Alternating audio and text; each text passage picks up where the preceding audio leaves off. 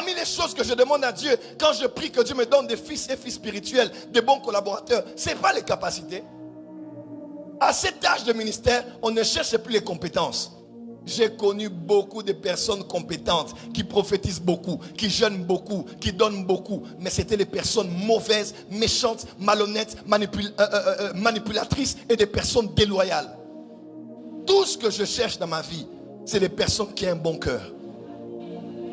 Et puisque je parle beaucoup de la spiritualité, vous serez d'accord avec moi que la spiritualité marche avec un bon cœur. Quand vous lisez David, vous apprenez beaucoup de choses. Mais une chose que vous apprendrez de David par-dessus tout, c'était la qualité de son cœur. Il n'était pas parfait. Il a tué même Uri et pris sa femme. Mais il y a quelque chose que Dieu aimait dans ce jeune homme de Bethléem. C'était la qualité de son cœur. Au point où Dieu a dit que David était l'homme selon son cœur. Un homme qui a versé le sang innocent. Un homme qui a pris la femme de l'autre. Un homme qui a fait aussi des erreurs de parcours comme tout être humain. Mais Dieu a dit, David là, c'est l'homme selon mon cœur. Un homme selon le cœur de Dieu et une femme selon le cœur de Dieu n'est pas un homme ou une femme qui ne fait pas des erreurs. Non. Celui qui est selon le cœur de Dieu, Dieu voit dans son cœur la capacité d'être repentante. La capacité de s'humilier. La capacité de demander à Dieu pardon. J'aime beaucoup cette histoire où David dit, je préfère tomber dans les mains de l'Éternel que de tomber entre les mains des ennemis. Vaut mieux que Dieu me frappe lui-même au lieu que ce soit mes adversaires. Dis à ton voisin, cher voisin, tout ce que Dieu demande de toi, c'est la qualité de ton cœur.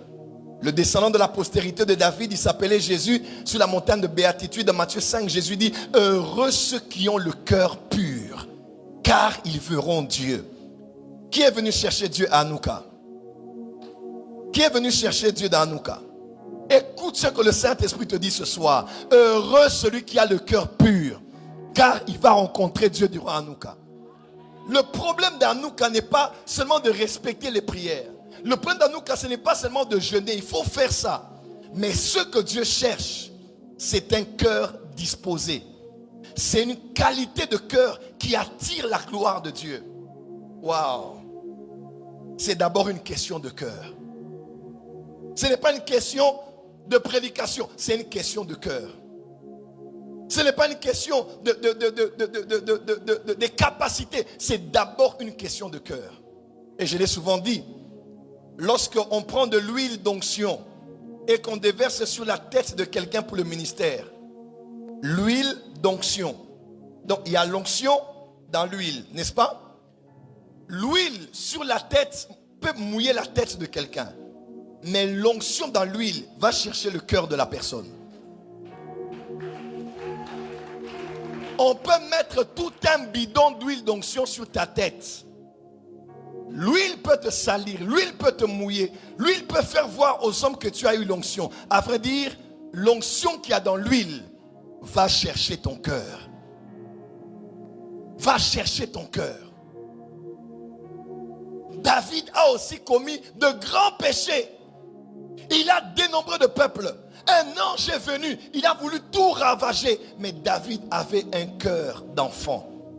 David avait un cœur pur. Parmi les choses que je demande à Dieu donc depuis toutes ces années, Seigneur, je ne suis loin d'être parfait. Seigneur, j'aime beaucoup cette parole de Psaume 51. C'est l'un de mes versets préférés.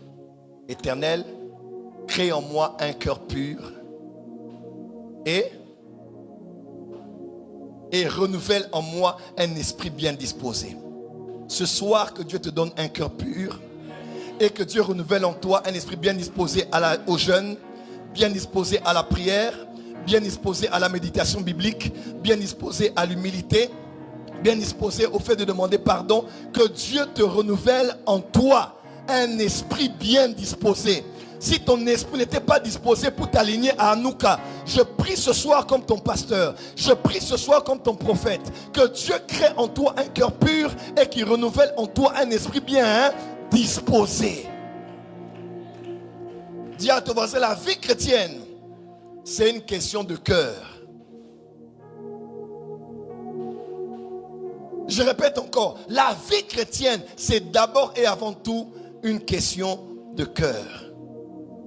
Voilà pourquoi dans Proverbe, il est écrit, garde ton cœur plus que toute autre chose. Car c'est de lui que viennent les sources de la vie. Dans Proverbe, il est écrit, mon fils, donne-moi ton cœur.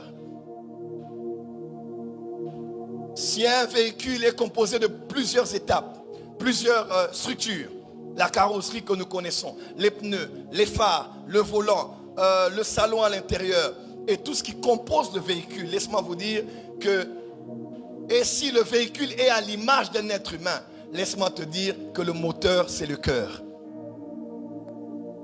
Quand le cœur est abîmé, tout le reste ne sert plus à rien.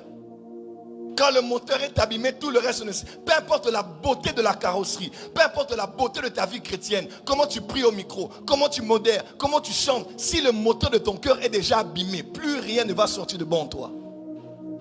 Jésus a dit, ce n'est pas ceux qui